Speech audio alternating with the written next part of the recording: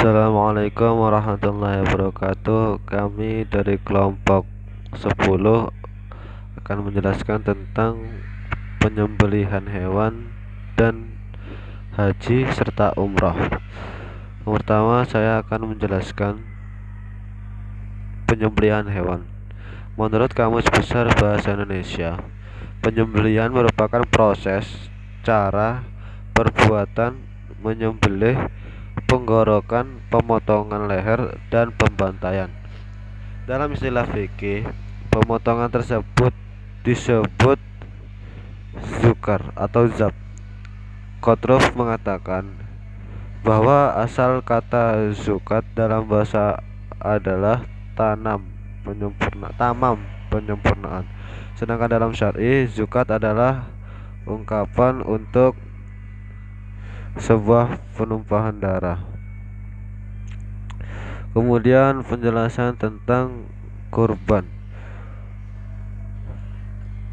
Bagi umat Islam, kurban adalah syariat yang ditetapkan Allah Subhanahu wa taala. Bahkan sejak Nabi Adam alaihissalam sudah ada syarat kurban. Hal ini dapat kita pahami dan dari kisah Qabil dan Habil, dua putra Nabi Adam alaihissalam yang bertengkar karena kurban salah seorang dari keduanya tidak diterima. Kata kurban berasal dari bahasa Arab yang berarti pendekatan diri atau mendekatkan diri. Kata kurban lebih dijadikan istilah dalam syariat Islam untuk pengertian penyembelihan binatang untuk memenuhi syarat tertentu dilaksanakan pada waktu tertentu dengan niat mendekatkan diri kepada Allah Subhanahu wa taala. Kemudian hukum perintah berkurban. Sebenarnya sejarah kurban itu, peristiwa itu bermula ketika Allah Subhanahu wa taala memberitahu Nabi Ibrahim alaihissalam lewat mimpi pada malam ke-8 bulan Zulhijjah untuk menyembelih putra yang sangat dicintai. Sebagai seorang yang taat pada perintah, Nabi Ibrahim alaihissalam menyampaikan hal itu kepada putranya. Sungguh luar biasa.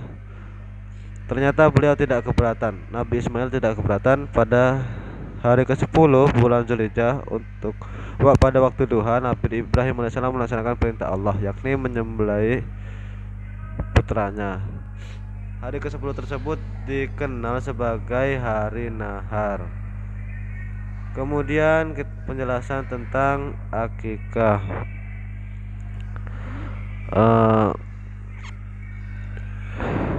Akikah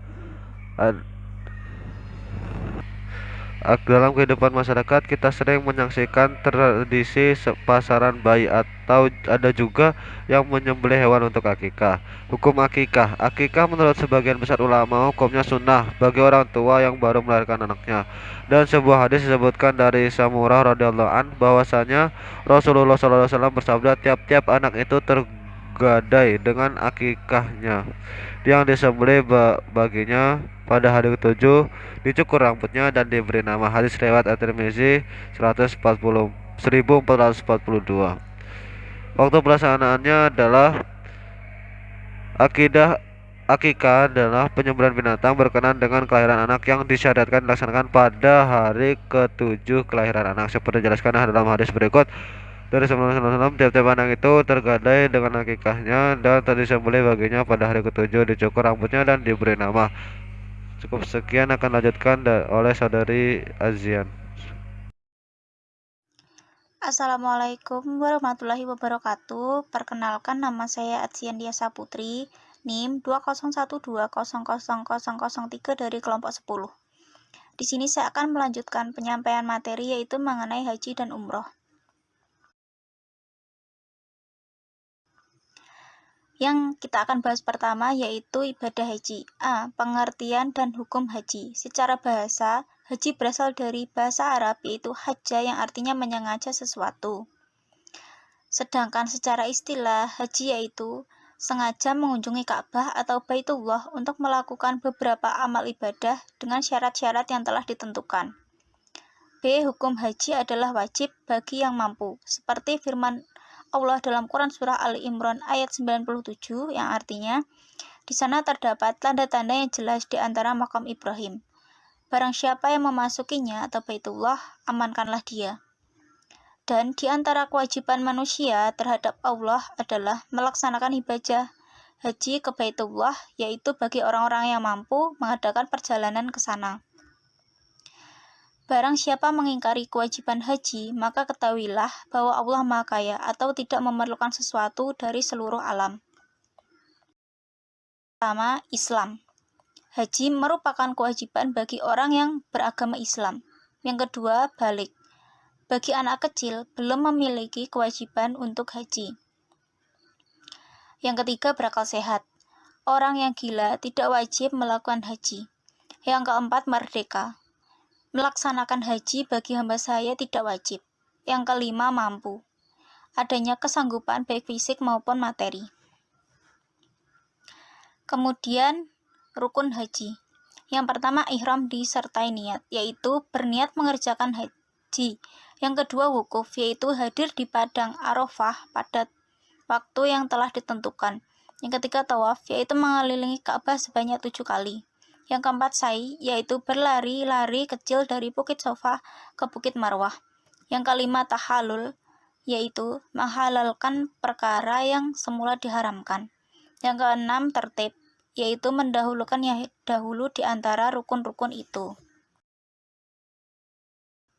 Selanjutnya yaitu wajib haji. Terdapat 6, yaitu yang pertama, ihram dan miqat, atau batasan waktu dan tempat yang telah ditentukan. Yang kedua, bermalam di Muzdalifah, yaitu berhenti di Muzdalifah sesudah tengah malam.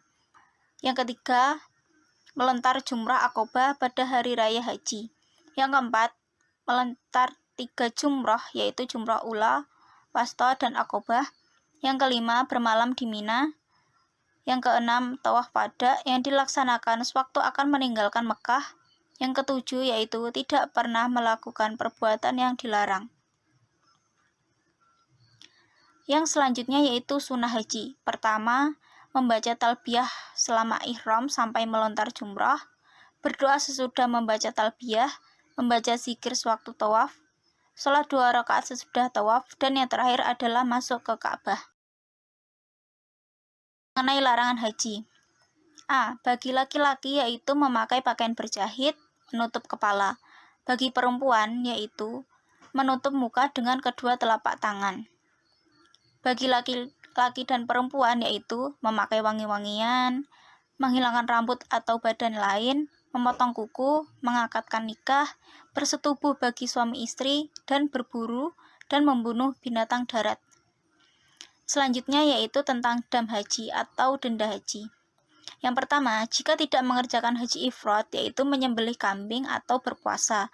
Yang kedua, jika melakukan salah satu larangan, yaitu menyembelih kambing atau berpuasa, bisa juga dengan memberi makan 6 orang miskin. Yang ketiga, jika berhubungan suami istri, yaitu menyembelih seekor unta atau sapi atau 7 kambing yang dilaksanakan di Mekah. Yang keempat, jika berburu, yaitu menyembelih unta, sapi atau kambing yang sebanding. Haji. Yang pertama, haji tamatu, yaitu melaksanakan ibadah umroh dahulu, baru melaksanakan haji. Yang kedua, haji ifrad, yaitu melaksanakan ibadah haji dahulu, baru melaksanakan umroh. Yang ketiga, haji qiron, yaitu melaksanakan haji dan umroh secara bersamaan. Nah, yang kedua ini yang kita bahas adalah ibadah umroh. A. Pengertian dan hukum umroh. Secara bahasa, umroh berarti berkunjung. Sedangkan secara istilah, umroh berarti berkunjung ke Ka'bah dengan melaksanakan tawaf dan sa'i dalam waktu yang telah ditentukan. B. Hukum umroh yaitu fardu ain, sebagaimana firman Allah dalam Quran Surah Al-Baqarah ayat 196 yang artinya, dan sempurnakanlah ibadah haji dan umroh karena Allah. Yaitu syarat wajib umroh. Yang pertama, Islam. Umroh tidak wajib untuk orang kafir. Yang kedua, balik, yaitu melaksanakan umroh bagi anak kecil itu tidak wajib untuk dikerjakan. Yang ketiga, berakal, yaitu bagi orang gila melaksanakan umroh tidak wajib karena tidak mempunyai kelayakan. Yang keempat, merdeka, yaitu melaksanakan umroh bagi hamba sahaya adalah tidak wajib. Kemudian rukun umroh. Yang pertama, ihram, yaitu berniat untuk melakukan umroh. Yang kedua, tawaf, yaitu mengelilingi Ka'bah sebanyak 7 kali. Yang ketiga syai, yaitu berlari-lari kecil dari Bukit Sofa ke Bukit Marwah. Yang keempat tahallul, yaitu mencukur sekurang-kurangnya 3 helai rambut. Yang kelima tertib, yaitu mendahulukan ya dahulu di antara rukun-rukun itu. Kemudian wajib umroh itu ada 2, yaitu ihram dan mikatnya dan menjauhi segala larangan umroh. Terakhir yaitu hikmah haji dan umroh.